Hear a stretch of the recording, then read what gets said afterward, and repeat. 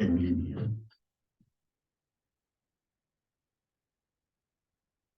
RV, emisora virtual de la UNAD para la audiencia global en línea. Palabreando con Sofía. Un espacio de reflexión para pensar la filosofía.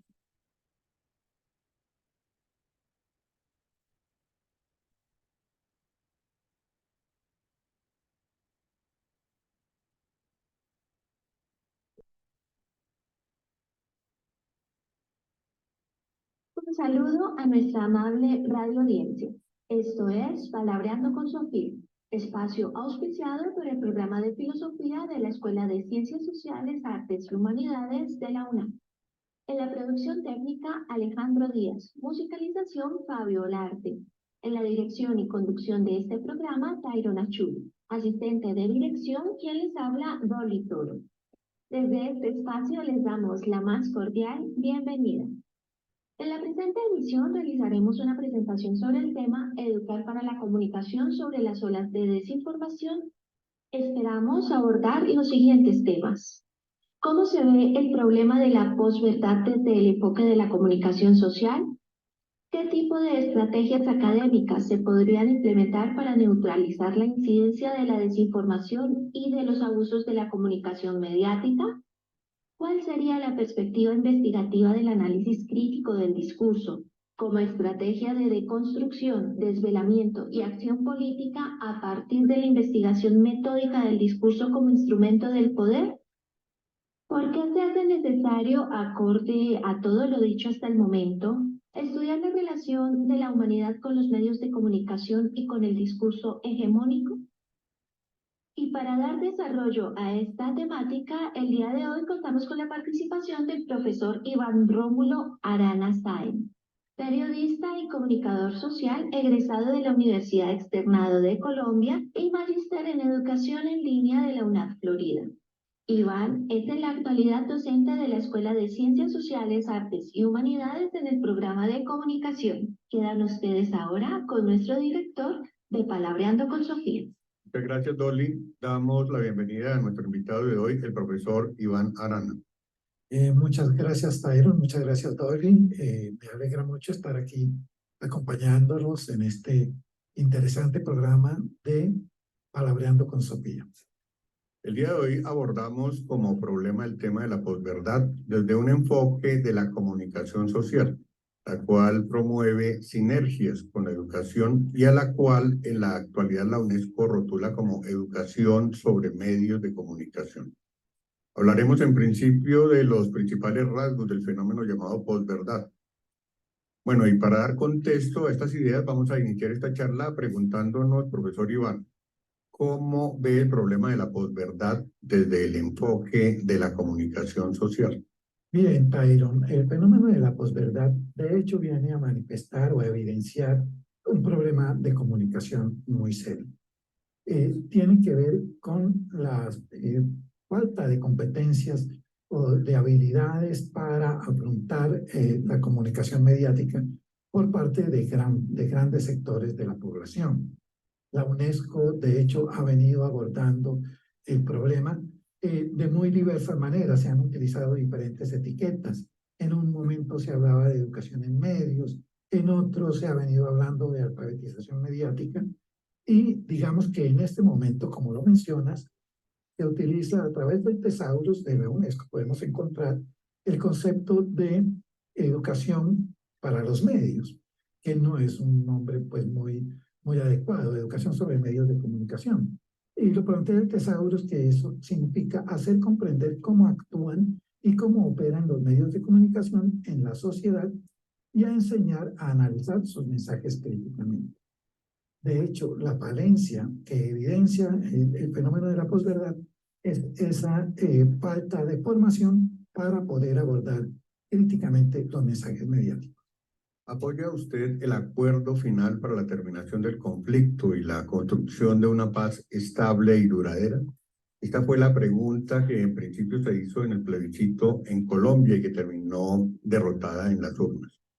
En el marco de un tema concreto, Iván, ¿Qué podemos decir respecto a la posverdad y el caso del plebiscito especial que se efectuó para refrendar el acuerdo final de paz del gobierno nacional con las denominadas Fuerzas Armadas Revolucionarias de Colombia en 2016? Bien, de hecho, el ejercicio plebiscitario tenía como propósito el poder escuchar opiniones, argumentos en pro y en contra de lo que era acordado de un documento que fue negociado durante varios años de negociaciones. Sin embargo, la polarización generada a través de mensajes, de noticias falsas, de mensajes mediáticos que lo que hacían era ocultar la opinión del adversario en este ejercicio plebiscitario, pues lo que vino a evidenciar es que había una indisposición al diálogo, una indisposición a escuchar al otro, al acercamiento, digámoslo así, hermenéutico para construir una salida razonable a la situación, y de ahí que el fenómeno de la posverdad para quienes buscaban o para quienes niegan la posibilidad del diálogo, del acercamiento entre dos partes, pues resultaba particularmente beneficioso, ¿sí? En este sentido, vimos desde distintas orillas manifestaciones o aprovechamientos de la, digamos, falta de preparación de las personas o de grandes sectores de la población para abordar la comunicación mediática que les llegaba a través de medios conectivos, como los denomina Pandic, y entonces, pues allí encontrábamos el uso de efectos de radicalización, de desinformación como estrategia política, utilizando como recursos prejuicios, xenofobia, machismo, manipulación de hechos, exacerbación de la emotividad, noticias falsas y violencia simbólica, que son, digamos, lo que enmarca todo este fenómeno de la posverdad. Sin embargo, Iván, el asunto de la utilización de la denominada posverdad en la actualidad realmente es una estrategia que se ha utilizado siempre. O sea, no se lo inventaron en este momento. De acuerdo, el fenómeno digamos, el fenómeno de la desinformación o de utilizar estrategias de desinformación para obtener réditos políticos, militares, económicos, pues es algo que casi que forma parte de la misma historia de la humanidad, ¿sí? De hecho, los medios tradicionales en este momento se ponen en contraposición a los medios conectivos de las redes sociales, por ejemplo, no implica que el mal uso de los medios conectivos de por sí, en cierta forma, legitimen a los medios tradicionales.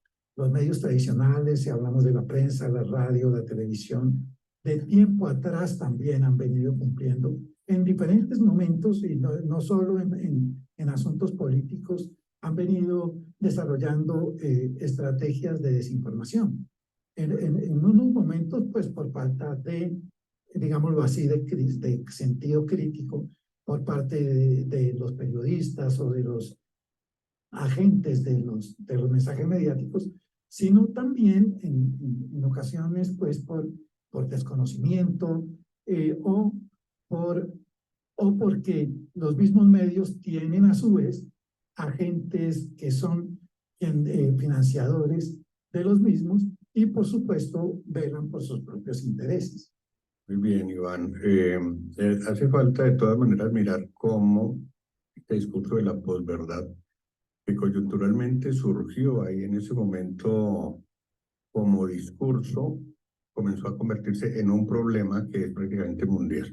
Por supuesto, dada nuestra posición de maestros, es necesario hablar de estrategias académicas para neutralizar la incidencia de la desinformación. Hablaremos de ello más adelante en la siguiente sección de nuestro programa. Invitamos por ahora a nuestra amable radio audiencia a escuchar algunos mensajes institucionales de interés.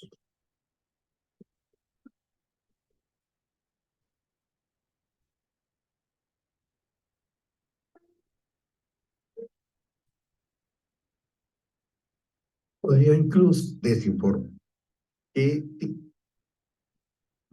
Continuando con nuestro programa, retomamos. Hablemos, profesor Iván, sobre estrategias. ¿Qué tipo de estrategias académicas se podrían implementar para neutralizar la incidencia de la desinformación y los abusos de la comunicación mediática? Bueno, estrategias son múltiples. Uno podría incluso decir que la estrategia principal es la educación. ¿Sí? En la medida en que las personas aprendan a pensar, pues obviamente van a ser con mucha mayor dificultad presas de la desinformación. Pero dentro de la educación, pues digamos, hay una serie de actividades desde las distintas disciplinas se pueden implementar. La principal, o la primera, la base de todo, diría yo, es la lectura crítica. El formar a las personas para abordar de manera crítica los mensajes que le llegan, no solo los mensajes escritos, sino los mensajes visuales, audiovisuales, sonoros, comportamentales, nos dan una base para que las personas puedan acercarse a los mensajes de manera prevenida, de tal forma que pueden intentar comprender, ponerse en los zapatos de quien les está expresando un determinado mensaje, identificar quién es, cuáles son sus propósitos, qué es lo que busca y por qué utiliza determinadas técnicas para expresarse de tal o cual manera. Un segundo paso, una segunda estrategia que también viene siendo usada de tiempo atrás y que ha sido incluso estimulada por organizaciones ajenas a las mismas instituciones educativas, es decir, desde el sector social, es el movimiento del alfabetismo en medios. Distintas organizaciones de base en distintos países del mundo han visto que de tiempo atrás que el papel de los medios en la formación de sus hijos pues genera unas ciertas, digamos, unos ciertos efectos negativos. Y en ese sentido, pues han impulsado estrategias para alfabetizarlos en el sentido de cómo ver televisión, cómo escuchar radio, cómo leer cómics. Es un complemento a la lectura crítica, casi que podría decir que se forman como una simbiosis, pero de una u otra forma implican más una relación hacia los medios, más que hacia la lectura por sí misma. Una tercera estrategia que ha surgido más, esta sí más desde las organizaciones de base, son los observatorios de medios y las veedurías ciudadanas. Es el ejercicio o todas las actividades de enfrentar la información mediática que se vuelve tendenciosa, que estigmatiza a determinados sectores sociales, pues es una forma de neutralizar el efecto de los mensajes mediáticos desinformadores. Otra estrategia es el de la comunicación comunitaria. En digamos, vienen ejerciendo los medios alternativos, independientes, comunitarios en distintas partes de nuestro país y bueno, y en muchas otras geografías. Allí hay que decir que se requiere también la intervención o el apoyo de la academia en el sentido de ayudar a visibilizar esas experiencias para que los estudiantes sepan que no son solo los medios que pueden informar, que pueden acercarnos a las realidades, sino que también existen otras miradas frente a la realidad que en ocasiones están mejor fundadas o están más cerca de los hechos. Muy bien, Iván. Dice un filósofo surcoreano, Yoon Chul Han, la complejidad hace más lenta la comunicación. La hipercomunicación anestésica reduce la complejidad para acelerarse. Es esencialmente más rápida que la comunicación del sentido. Este es lento. Es un obstáculo para los círculos acelerados de la información y comunicación. Así la transparencia va unida a un vacío de sentido. Suponemos que la educomunicación es un esfuerzo por recuperar este sentido. ¿Nos puede contar, Iván, algunas experiencias de educomunicación vinculadas a procesos de educación escolarizada, como prácticas de comunicación alternativas ligadas a luchas por la representación en espacios simbólicos? Bien, pues experiencias hay múltiples de muy variado tipo, pero especialmente en la educación escolarizada, hablaríamos aquí en Colombia sobre todo de instituciones educativas, se viene dando de tiempo atrás y con resultados muy interesantes. Pues recuerdo ahora el encuentro de experiencias de radio escolar que tuvimos, en el que pudimos servir como anfitriones el año pasado, en 2018, en el CEAD José Acevedo y Gómez de la UNAD. Allí tuvimos la oportunidad de escuchar experiencias de 12 colegios de 7 localidades. Y me llamó particularmente la atención el ejercicio que vienen realizando en el Colegio Gerardo Paredes de la localidad de Suba. Es un trabajo, entre otras, que viene siendo orientado por profesores de filosofía, quienes, digamos que por azar del destino, terminaron estando a cargo del proyecto de radio escolar. Y han logrado algo muy interesante, y es el trabajo de los estudiantes en función de una serie de estigmas que encuentran a través de los medios. Ellos han puesto en cuestión, por ejemplo, el papel de la música en la formación, en la educación sexual de los estudiantes. Entonces, digamos, todos los problemas de género vinculados con prácticamente todos los géneros musicales, desde las baladas hasta la música de carrilera, hasta el reggaetón. Allí, en este encuentro de experiencias de radio escolar, pudimos escuchar a las voces de los estudiantes múltiples, variadas, viendo cómo el rol de la mujer es, digamos, en cierta forma, digamos, puesto en cuestión por distintos géneros musicales. Entonces, por ejemplo, allí hay una pelea por la representación muy importante. ¿Qué significan los géneros? ¿Qué significa el género? ¿Qué significa el sexo? Me parece importante también, Iván, ver cómo en el aprendizaje mismo de cómo se construye la radio, cómo se construye un discurso en un medio de comunicación, da también conciencia para el análisis, ¿no? O sea, cómo desde el hecho de que uno ve cómo se hacen las empanadas, en este caso, ¿cierto?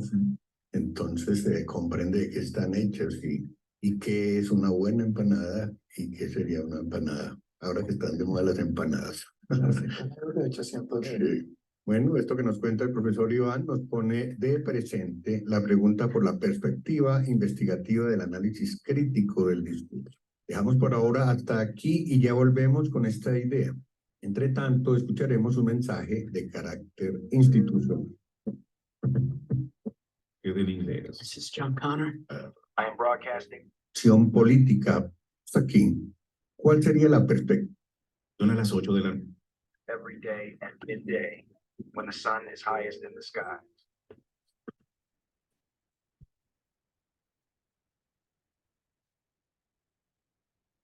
Retomamos. En este contexto que se ha abordado hasta aquí, ¿cuál sería la perspectiva investigativa del análisis crítico del discurso como estrategia de construcción, desvelamiento y acción política a partir de la investigación metódica del discurso como instrumento de poder, Iván? Bueno, el análisis crítico del discurso, desde distintas perspectivas, pero principalmente desde la que han venido, o desde su gestor principal, el profesor John Van Dyck, implica una relación con del discurso con el poder.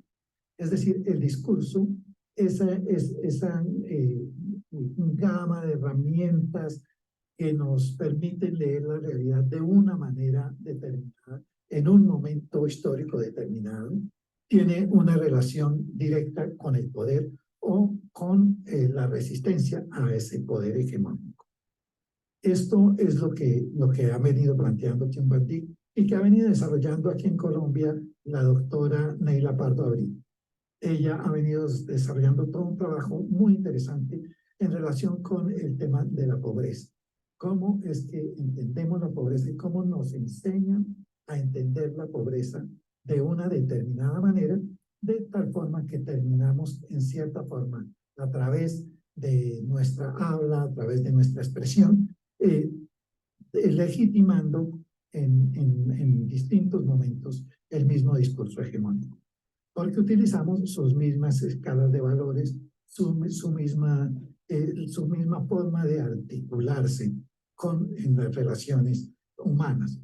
De hecho, el surgimiento del análisis crítico del discurso como metodología investigativa nos lleva a unos primeros ejercicios del profesor Tim Van Dyck en África para evidenciar cómo el problema del racismo, por ejemplo, se encontraba en el día a día, se encontraba en los buses urbanos, se encontraba en el habla de las personas. Y era allí donde donde se terminaba legitimando, a pesar de que las personas incluso podrían creer que no eran racistas o que no tenían ciertos niveles de racismo o de irrespeto hacia el otro por su condición racial. Muy bien, Iván. Ya para despedir esta emisión, quisiera que le contáramos a nuestros oyentes por qué sería necesario, acorde a todo lo dicho hasta el momento, estudiar la relación de la humanidad con los medios de comunicación y con el discurso hegemónico de dominación. Bueno, pues es necesario, de una parte, porque quienes vivimos en estos momentos, pues tenemos una relación casi que mediada en todo momento. Son muy pocas las relaciones interpersonales, es casi que un mínimo porcentaje de nuestras relaciones se desarrollan de manera interpersonal y sin mediación alguna. Entonces, el poder, digamos, hay que estudiar los medios, hay que tenerlos como objeto de estudio, no por los medios mismos, no por la tecnología en sí misma, sino por la forma en que interviene o de alguna manera afecta o en ocasiones beneficia las relaciones entre las personas, en los contextos escolares, en los contextos familiares, en los contextos políticos. Entonces, es importante tenerlos en cuenta. Y también, sobre todo, estudiarlos desde la perspectiva de sus usuarios, es decir, de cómo las personas se aprovechan o utilizan o se adaptan al uso de los medios para potenciar sus relaciones, ya sean de dominación o de diálogo y participación. Hay que mirar también que, digamos, que hay una distorsión cuando se habla de comunicación y de medios de comunicación, porque en la primera uno entiende una bidireccionalidad, ¿sí?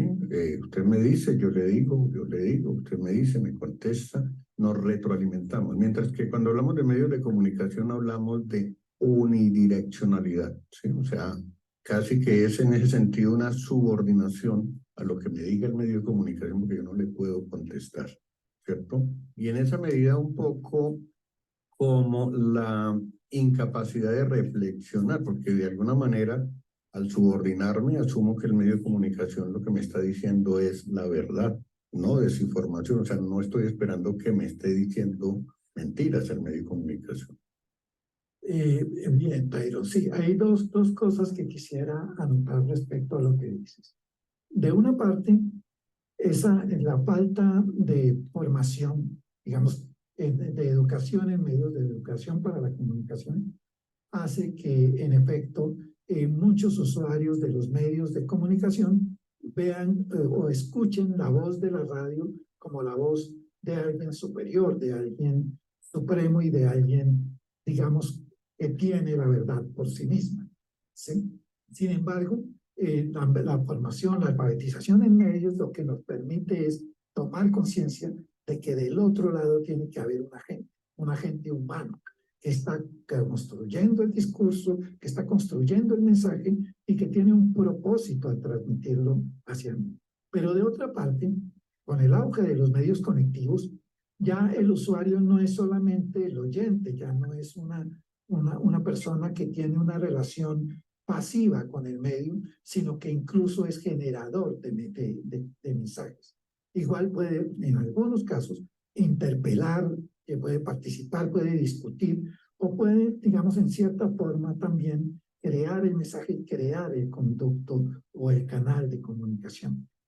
Y eso es algo que debemos potenciar, porque digamos que ya el medio empieza realmente a servir como prótesis para facilitar o amparar relaciones verdaderamente bidireccionales, horizontales, participativas. Pero como utilizo el término prótesis porque en sí el tipo de relación que se presenta entre dos personas es el que termina preponderando independientemente del medio que se utilice. De hecho, en la comunicación interhumana, en la relación, por ejemplo, del docente con los estudiantes en un colegio, así se encuentren de manera presencial dentro del salón, allí también hay vertical, allí también puede haber verticalidad, allí también puede haber unidireccionalidad en la comunicación, y precisamente eso es lo que debemos cambiar.